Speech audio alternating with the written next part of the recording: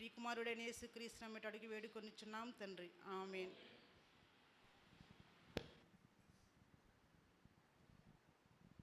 ఈ అమూల్యమైన మాటలు 7 మాటలలో రెండవ మాట,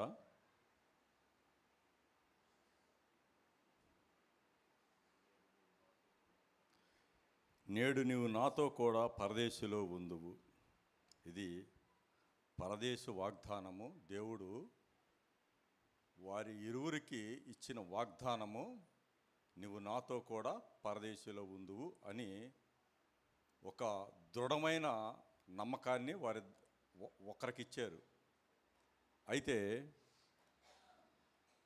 యేసుక్రీస్తు దయామయుడు, కరుణామయుడు, ప్రేమమయుడు.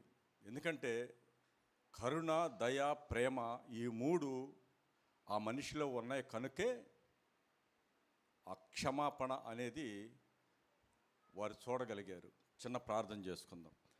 మహాపరిశుద్ధుడా, ఘనమైన రాజా, యేసయ్య, నీ యొక్క బంగారు పాదములకు వేల కొలది స్తుతులు స్తోత్రముల ప్రభా. ఈ యొక్క శుభ శుక్రవారము ప్రభా, నీ మాటలు నువ్వు సిలువలో పలికిన 7 మాటలు ధ్యానించుటకు మీరు మాకు అవకాశాన్ని అనుగ్రహించిన తండ్రి, నీకు స్తోత్రములు. నీ మాటలు అనేక సంవత్సరముల నుంచి ప్రభా వివరిస్తూ ఉన్నారు, బోధిస్తూ ఉన్నారు తండ్రి. ఈ సంవత్సరము కూడా ప్రభా అయ్యా నీ సన్నిధిలో రెండో మాట మాట్లాడబోచుండగా ప్రభా, అయ్యా మాట్లాడుతున్నది అయ్యా కేవలము మానవుడినే ప్రభా. నీ మాట అమూల్యమైనది ప్రభా. పరదేశిలో మీరు ఇచ్చిన స్థిరమైన వాగ్దానము ప్రభా నెరవేర్చుటకు కృప చూపించండి. నీ మాటల ద్వారా నీ బిడ్డల ప్రభా అయ్యా జీవితాలలో మేలులు పొందుకొని ప్రభా అయ్యా తనకున్న అయ్యా తండ్రి పాప అయ్యా నీ మార్గంలో నడుచుటకు కృప చూపించమని అయ్యా వినగలిగే చెవిని గ్రహించగలిగే జ్ఞానాన్ని మాకును వీరందరికీ అనుగ్రహించమని యేసుక్రీస్తు నామములో అడిగి వేడుకుంటున్నాను తండ్రి, ఆమేన్. లోకాసు వార్త 23:32 ఒకసారి చదువుదాం. మరియు ఇద్దరు వానితో కూడా చంపబడి, అక్కడ ఎంతమంది అని అన్నారు? ఆయనతో కూడా చంపబడుటకు. అంటే అక్కడ ఏమన్నారు? ఇద్దరేనా ఉంది. అంటే లోకాసు వార్తలు అదే 23:29 కూడా చివరిలో చదువుదాము.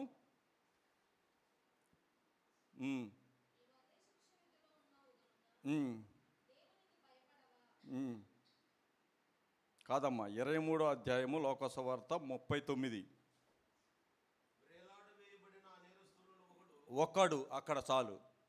ఇక్కడ ఏంటంటే ఇద్దరు దూషించారా, ఒకళ్ళు దూషించారా?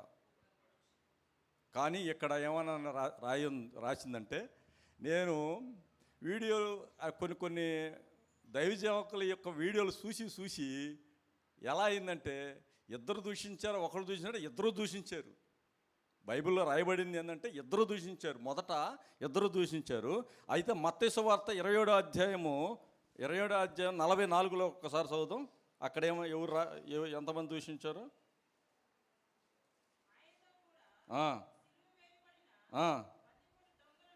బందిపోటు దొంగలు, దొంగ కాదు, ఇద్దరు. అంటే ఇద్దరు దేవుణ్ణి నిందించారు.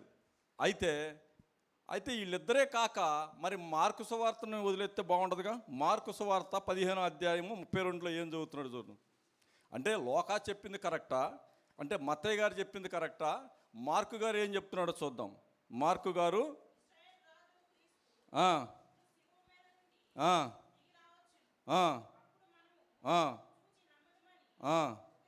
ఇద్దరు దొంగలు, అంటే దేవుని ఇద్దరు దొంగలు మొదట దూషించారు.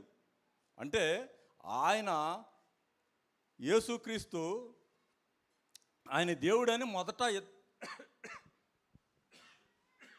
ఇద్దరు నమ్మల. కానీ ఎప్పుడు వాళ్ళు సైనికులు ఎప్పుడైతే యేసు ప్రభువుని బళ్ళెముతో హింసిస్తూ ఉన్నారో, ఎప్పుడైతే యేసు ప్రభువుని నిందిస్తూ ఉన్నారో, ఎప్పుడైతే యేసు ప్రభువుని అవమానిస్తూ ఉన్నారో, అప్పుడు ఒక్కడికి ఏమొచ్చింది? పశ్చాత్తాపం వచ్చింది. అయితే అయితే ఆ దొంగలు, అసలు దొంగలంటే ఎవరు? ఆ బందిపోటు దొంగలు ఏం చేస్తూ ఉంటారు సహజంగా? బందిపోటు దొంగలు ఏం చేస్తారంటే దోవన వెళ్ళే వాళ్ళని బంధించి పొడిచి వారి దగ్గర ఉన్న సొమ్ముని లాక్కుంటారు. ప్లస్ అది కాక వీళ్ళు దేశద్రోహానికి దేశంకి వ్యతిరేకంగా నిందలు వేయటము, దేశానికి వ్యతిరేకంగా పనులు చేయటం వలన వీరికి సిలువ వేయబడింది. ఎవరికి సిలువ వేయబడుతుంది అని అంటే, దేశానికి వ్యతిరేకంగా ఎవరైతే ఉంటారో వారికి మాత్రమే సిలువ వేయబడుతుంది. ఎందుకంటే యేసుక్రీస్తు ప్రభువు ఆ దేశానికి, ఆ రాజుకి వ్యతిరేకంగా ఉన్నాడు అనుకుని ఆ యేసు ప్రభువుల వారికి సిలువ వేశారు. ఈ దొంగలకి ఎవరికి ఎలా వేశారు? వారు కూడా దేశానికి వ్యతిరేకంగా ఉన్నారు, అనేకమైన దోపిడీలు, దొంగతనాలు, హత్యలు చేశారు కనుక వారిని కూడా ఇద్దరిని సిలువ వేయబడ్డారు. కానీ మనం కొన్ని సందర్భాల్లో ఏం చెప్తాము? వాడు కుడివైపు, ఒకడు ఎడమవైపు అని చెప్తాం. బైబిల్లో ఎక్కడా కూడా వాడు కుడివైపు ఎడమవైపు అనే రాయలా. అంటే ఒకడు, ఇద్దరు, మొదటివాడు రెండోవాడుని మాత్రమే సిలువలో రాయబడి ఉన్నది. అయితే మనమేం కోరుకుంటున్నామంటే, ఒక సిలువను చూసి కుడివైపు ఉన్నవాడికి ఆశీర్వాదకరము, ఎడమవైపు ఉన్నవాడికి ఇదని చెప్పేసి మనం అనుకుంటూ ఉంటాం. అలా కాదు, ఒకడు లేక ఇద్దరు అని మాత్రం రాయబడి ఉన్నది. అయితే రెండో వాడికి ఎక్కడ జ్ఞానమైంది? మొదట మాట ఏం మాట్లాడారు?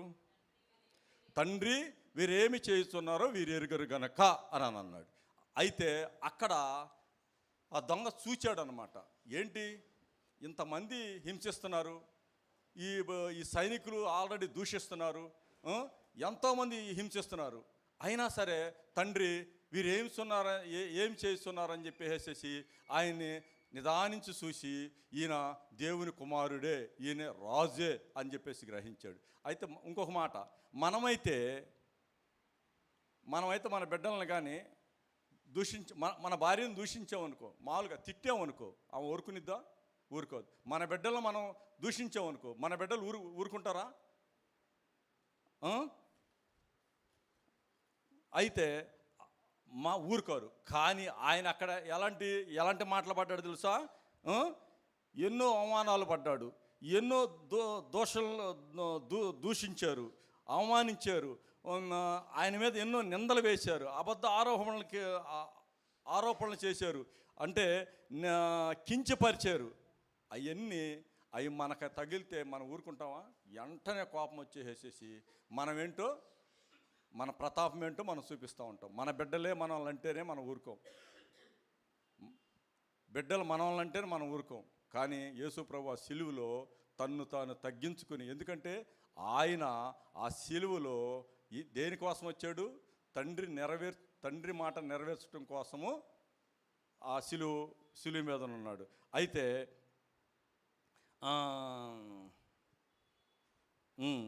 తండ్రి వీరేమి చేయుచున్నారో వీరు ఎరుగురు కనుక వీరిని క్షమించమని అప్పుడు ఒక వ్యక్తిలోకి మార్పు వచ్చేసింది. అదే ఉదయం 9 గంటల నుంచి సాయంత్రం 3 గంటల వరకు ఇది సాగింది. ఇందాక బాబురావు అని అన్నాడు, సారీ ఏమనుకోవద్దు.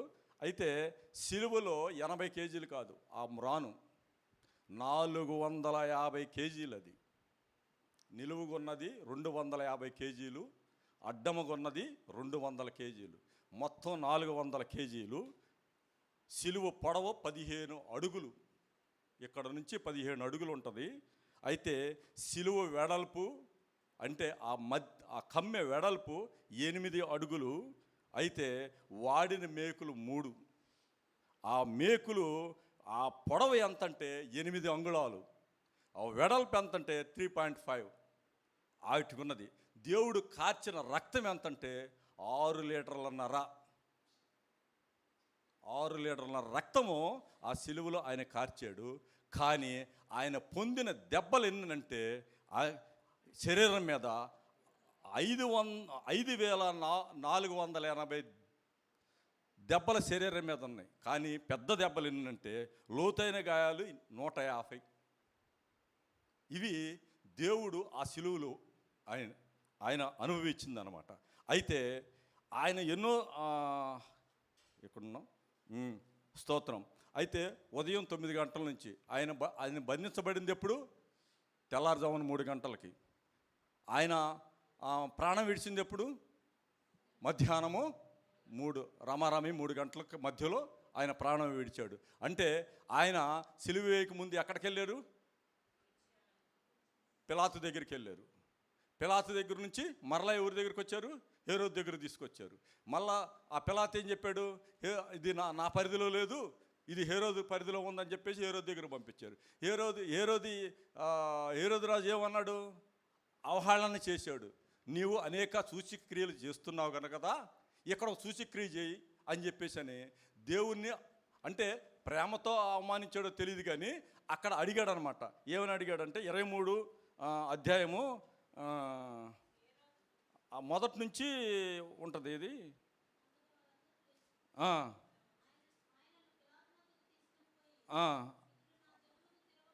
ఆ చివర వదును మొదట మొత్తం అదే ఉంటుంది కానీ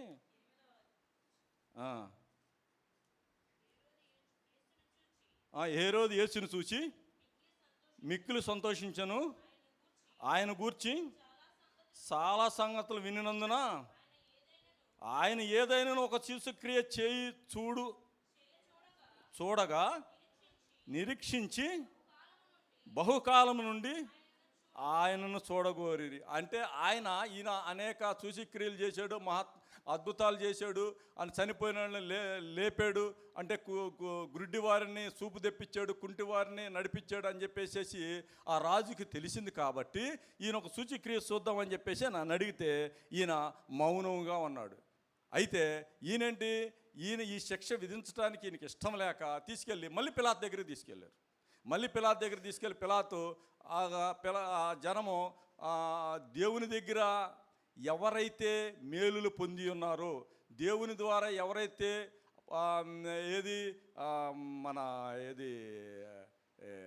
పాప క్షమాపణ నుంచి పొంది ఉన్నారో వారందరూ దేవునికి వ్యతిరేకంగా మాట్లాడటం స్టార్ట్ చేశారు అక్కడ. అయితే ఇక్కడ చూద్దాము. లోకాసు వార్త 23:40 అధ్యాయం ఒకసారి చదువుదామమ్మా. లోకాసు వార్త 23:40. అయితే రెండో వాడు వాడిని గద్దించి, నీవు అదే శిక్షా విధిలో ఉన్నావు గనుక దేవునికి భయపడవు. చాలు. అయితే రెండో వాడు అని అంటున్నాడు అనమాట. అక్కడ వాళ్ళందరూ సైనికులు ప్లస్ ఈ దొంగ దూషించినప్పుడు రెండో వాడు చూచి, దేవుని వైపు చూచి, ఈయన నిజంగా ఇంత హింసిస్తున్నారే, ఈయన ఏమంటలేదు, నిజంగా ఈయన దేవుని కుమారుడే అని ఆయన రాజు అని గ్రహించాడు. అయితే ఏమన్నాడంటే చూచి చదువుదమ్మా కంటిన్యూషన్. గద్దించి, నువ్వు అదే శిక్షా విధిలో ఉన్నావు గనుక దేవునికి భయపడవా? మనకైతే ఇది న్యాయమే, మనం చేసిన వాటికి తలిమి ఫలం పొందుతున్నావు కనుక ఏ తప్పిదము చేయలేదు చెప్పి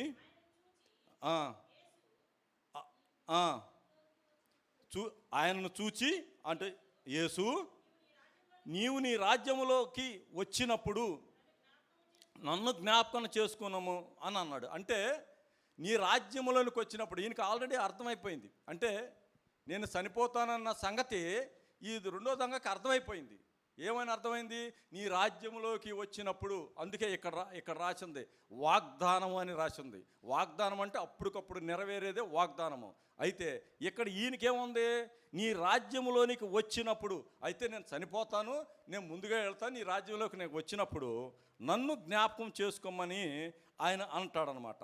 అయితే జ్ఞాపకం చేసుకోమంటే చాలామంది ఏమనుకుంటారంటే, ఈ బాప్తిసం తీసుకోలేదు కదా, ఈయన ఎట్టా దేవుని రాజ్యంలోకి వెళ్తారని చెప్పేసి చాలా క్వశ్చన్లు అంటూ ఉంటారు. అయితే యోహాను సువార్త 3:15 ఒకసారి చదువుదాం. యోహాను సువార్త 3 అధ్యాయము 15 వచనం.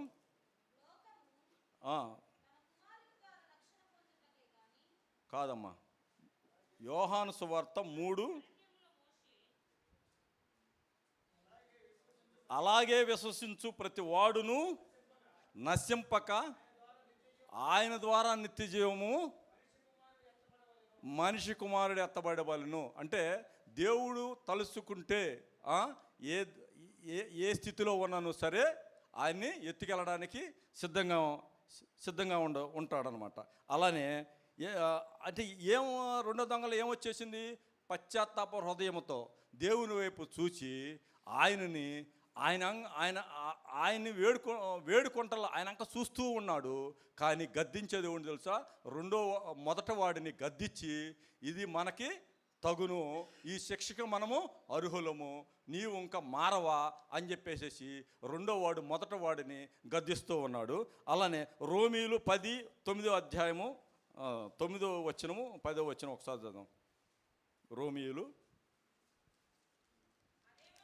అదేమనగా యేసు ప్రభు అని నీ నోటితో ఒప్పుకొని దేవుడు విశ్వసించినడలా నీవు రక్షించబడదు. ఎవరు రక్షించబడతారు? మన నోటితో దేవుడు అని ఒప్పుకొని నీ ఎడల ఆయన రక్షించబడతా ఉంటారు. అయితే అక్కడ ఆ దొంగ యేసుని ఏం గుర్తించాడు? యేసుని రాజని గుర్తించాడు. ఆ రాజు అనడానికి ఆనవాళ్ళు ఏమేమి మనకు కనబడతా ఉన్నాయి అంటే, మొన్న మట్లాదివారం రోజులో రాజులకు రాజు జయము అని చెప్పేసి ఒక చోట రాజులకు రాజు అంటే ప్రజలే ఈయన రాజు అని చెప్పేసి ప్రజలే స్తుతించారు. అక్కడ సిలువ వేసేటప్పుడు రాజుల దగ్గర ఆ యొక్క హేరోదు రాజు ఏమంటాడనంటే, నువ్వు రాజువా అనంటే నువ్వు అన్నట్టే అని అంటాడు. అక్కడ క్లారిటీ వచ్చేసేసింది. అంటే ఆయన పలికిన మాటలు నువ్వు రాజు అనగానే నిజంగా ఈ దొంగ ఏమనుకున్నా తెలుసా? ఈయన ఏ దేశానికి రాజు? పరలోక రాజ్యానికి ఈయన రాజు. ఎందుకంటే సృష్టించింది సృష్టికర్త సమస్తం ఈయనే కాబట్టి ఈయన రాజు అని రెండో దొంగ గ్రహించాడు. అయితే మార్కు సువార్త 16:16 ఒకసారి చదువు.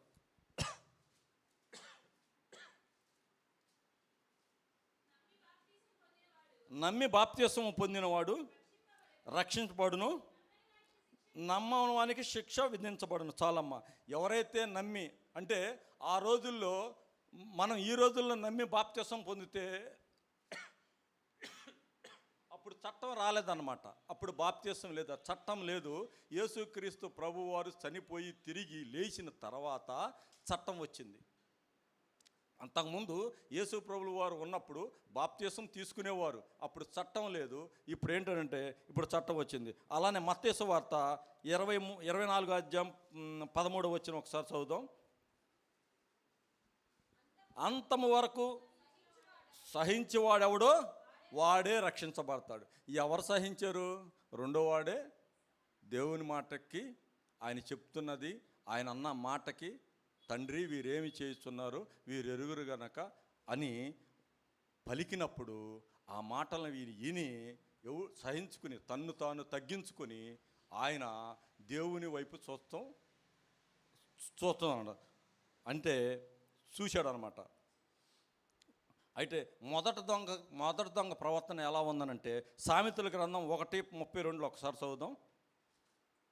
జ్ఞానం లేని వారు దేవుణ్ణి విసర్జిస్తారు. అంటే రెండో దొంగకి జ్ఞానం వచ్చింది, మొదటి దొంగకి ఇంకనూ గద్దించినా సరే దేవుడు ఈ రాజుని తెలిసినా కూడా, చెప్తున్నా కూడా వాడికి ఇంకా జ్ఞానం కలగలేదు. కానీ సామెతలు రెండో దొంగకి ఏమనిపించి ఎలా ఉందో తెలుసు? సామెతలు 1వ అధ్యాయం 33వ వచనంలో కింద చదవండి అమ్మా.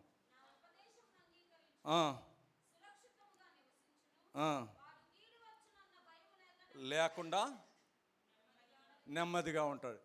కీడు వచ్చింది, దేవుడున్నాడు, నన్ను దేవుడు కాపాడతాడు అని నమ్మిన వాళ్ళు సురక్షితంగా ఉంటారు. యోనా కూడా అంతే. యోనా ఏంటి? ఆయన నెలమంది నినవే పట్టణానికి, ఈయన వెళ్ళింది ఎక్కడికి? తర్షీషుకు. ఎక్కడికి వెళ్ళాడు? దేవుడు చెప్పినది వినకుండా ఆయన ఓడెక్కేసేసి వెళ్తూ ఉన్నప్పుడు ఆ ఓడలో వచ్చి వెళ్తూ ఉన్నప్పుడు మధ్యలోకి వెళ్ళిన తర్వాత గాలి తుఫాను ఇవన్నీ వచ్చినప్పుడు అది ఏమవుతుందంటే వాళ్ళలో ఉన్న వాళ్ళు అనేక మంది దేవతలను దేవుళ్ళని పూజించేవాళ్ళు వారి దేవుళ్ళని వాళ్ళు పూజిస్తున్నప్పుడు ఈయన గారు ఎక్కడున్నాడంటే పడవ మూలన ఎక్కడో అడుగు భాగంలో వెళ్ళి ఒక మూల కూర్చుని ఉన్నాడు. మూల కూర్చుని దేవునితో ప్రార్థించకుండా అక్కడ కూర్చుని ఉంటే ఆ యొక్క పడవ నడిపే మేనేజర్ వచ్చి అంటే ఈయనొచ్చి, అయ్యా నువ్వు ఏం చేస్తున్నావు అని అంటే, వారి దేవుళ్ళు వాళ్ళు పూజిస్తున్నారు, బ్రతిమలాడుతున్నారు, నువ్వేం చేస్తున్నావు అని అంటే, ఈ యొక్క గాలి ఈ తుఫాను నా వల్లే వచ్చింది, నన్ను తీసి సముద్రంలో పడేయండి అని చెప్పేసి అని అడుగుతున్నప్పుడు వారు ఏం చేశారంటే, ఎవరినొకరిని సముద్రంలో పడేస్తేనే కదా ఆ తుఫాన్ ఆగది. ఆయన ఏం చేశారంటే, ఎందుకు సముద్రంలో పడేయమన్నాడు? నా దేవుడు నన్ను రక్షించగలడన్న విశ్వాసము ఆ యోనాలో ఉంది. అయితే ఆయన తీసుకెళ్ళి ఆ సముద్రంలో పడేసినప్పుడు ఆ సముద్రంలో పడిన తర్వాత చేప తన్ను మృంగేసేసి 3 రాత్రులు 3 పగళ్ళు ఆ యొక్క కడుపులో ఉంచాడు. ఎవరి మీద విశ్వాసం ఉంచుకున్నాడు? దేవుని మీద. ఎందుకంటే జలములను సృష్టించింది ఆయనే, ఆ యొక్క జీవరాశులను సృష్టించింది కూడా ఆయనే. ఎందుకంటే ఆ విశ్వాసం ఉంది. మరలా దానియేలు కూడా అంతే. సింహం బోను లేచినప్పుడు దేని మీద విశ్వసించాడు? దేవుని మీద నమ్మకం పెట్టుకుని ఉన్నాడు. దేవుడు నన్ను కాపాడగలడు అన్న విశ్వాసము ఆయనకున్నది. అలానే ఈయన కూడా రెండో దొంగ ఏమనుకున్నాడు తెలుసా? దేవుడు నన్ను రక్షించగలడు. అయితే అక్కడ ఆయన చెప్పిన మాట ఏమని రాయబడి ఉంది? యేసు నీవు నీ రాజ్యంలోకి వచ్చినప్పుడు నన్ను జ్ఞాపకం చేసుకోమని చెప్పేసి అక్కడ ఆయన చెప్తూ ఉన్నాడు. అయితే యేసు ప్రభును నమ్మాడు, రక్షించబడ్డాడు. అయితే ప్రారంభంలో ఆయన ఎవరైనా నేరస్తుడు, కానీ క్రమేణా ఆయన ఏమయ్యాడు? తన్ను తాను తగ్గించుకున్నాడు, తన్ను యేసు వైపు చూశాడు. అయితే ప్రభు అని ఆయన ఒప్పుకున్నాడు, రాజు అని తెలుసుకున్నాడు. అయితే ఆయన్ని ప్రార్థించడం మొదలేశాడు. అయితే మనము ఈ యొక్క మాట, మొదటి మాట, తండ్రి వీరేమి చేస్తున్నారు వీరు వెనుక కనుక వీరిని క్షమించుడి. రెండవ మాట,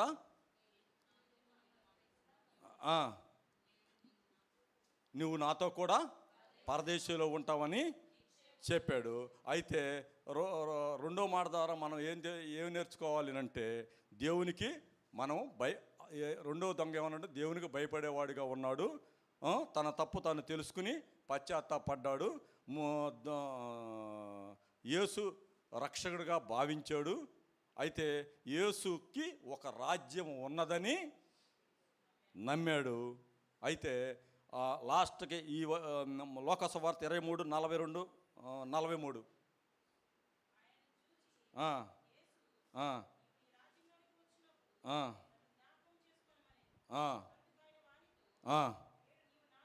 నీవు నాతో కూడా పరదేశంలో ఉందని నిశ్చయముగా ఆ వ్యక్తికి దేవుడు వాగ్దానం చేశాడు. ఎవరు విడిచినా నేను నిన్ను విడవునన్నాడు దేవుడు. అందరూ విడుస్తారు, బంధువులు విడుస్తారు, బిడ్డలు విడుస్తారు, ఒకనొక టైంలో భార్య కూడా విడిచేసిద్ది, అందరూ విడిచేస్తారు. కానీ ఎవరు విడిచినా నేను నీకు తోడై ఉంటాను. అది దేవుడు ఆ విశ్వాసం ఆ వ్యక్తిలోకి వచ్చింది కాబట్టి ఆయన నమ్మాడు, ఆయన పరలోకానికి చేర్చబడ్డాడు. అక్కడ ఒక పాయింట్ ఉంది, నేడు నువ్వు నాతో కూడా పరదేశిలోకి. అక్కడ ఆయన ముందర దొంగ ఏమన్నాడు? నీవు వచ్చినప్పుడు అని అన్నాడు. ఆయన నేను ముందు వెళ్తానని అన్నాడు. ఇక్కడ దేవుడు ఏం చెప్తున్నాడు? నువ్వు నేడు నాతో కూడా, నువ్వు నాతోనే వస్తావు, ముందు నువ్వేం వెళ్ళవు, నాతో కూడా వస్తావు అని చెప్పేసి ఆయన ఆ మాటలను పలికి ముగిచ్చాడు. ఈ వాక్యం దేవుడు దీవించి ఆశీర్వదించబడును గాక. ఆమేన్.